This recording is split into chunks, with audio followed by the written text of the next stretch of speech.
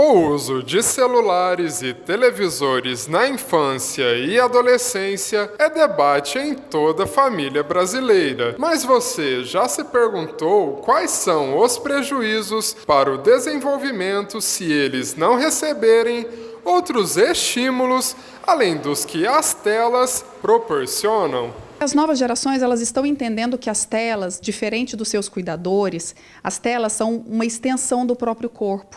É a janela por meio do qual eu vejo o mundo e é a janela por meio do qual eu sou reconhecido.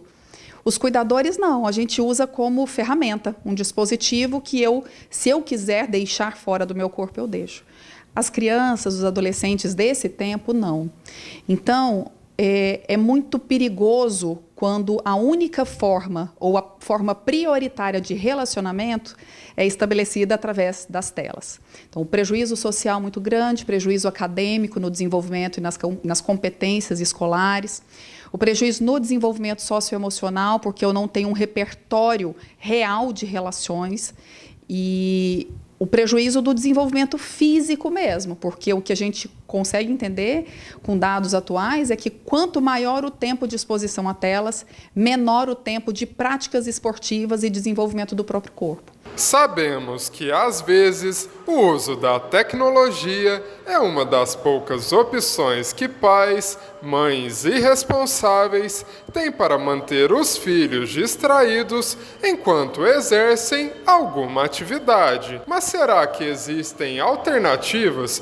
O que você faria nessa situação? Prezo muito por isso, porque eu não acho saudável ele estar na tela de um tablet, de celular, então eu sempre prezo muito por isso e não deixo. Sempre eu estou ali olhando os minutos, falei, vai fazer outra coisa, vai brincar, vai estudar, eu sempre fico sim.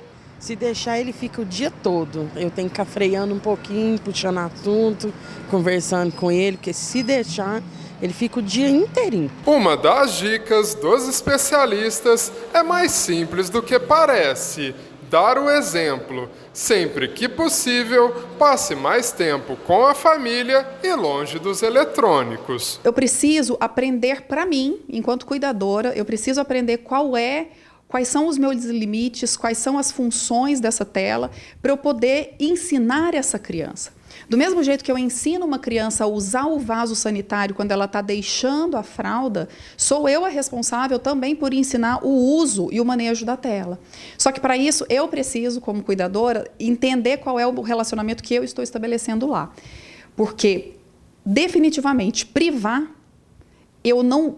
do obstáculo, eu não vou ter condições de ensinar o meu filho a lidar com aquela ferramenta. A Sociedade Brasileira de Pediatria recomenda que crianças com menos de 2 anos não sejam expostas a telas.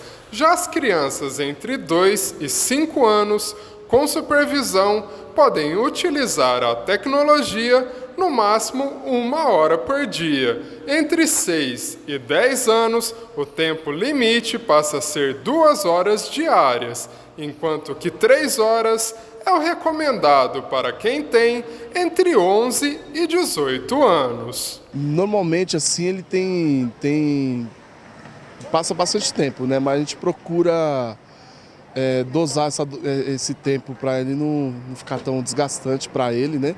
E ele ter uma vida saudável em relação ao dia a dia dele como criança e não ficar tão preso em tela, assim, tanto computador como celular, principalmente celular, né? Na verdade, eu não sei, né? Porque a gente trabalha tudo, mas quem faz o controle mais é a mãe dele.